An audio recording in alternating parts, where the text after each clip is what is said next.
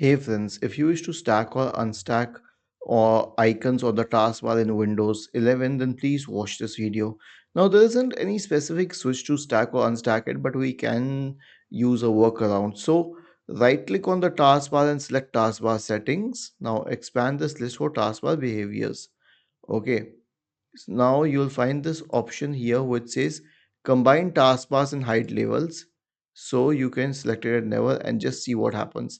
It will expand all the labels just like the traditional taskbar. It becomes a very different thing.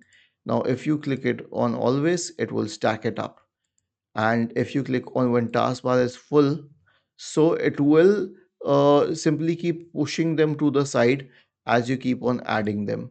I prefer to keep it on always, but if someone wishes to see the labels, okay, then none is the option, or the other option when the taskbar is full, so you can choose accordingly.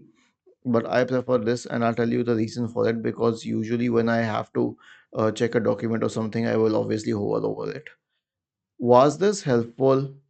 If yes, then please subscribe to the channel. If not, then let us know in the comment section of the video on how we could help you further. Thank you for watching this video and have a nice day.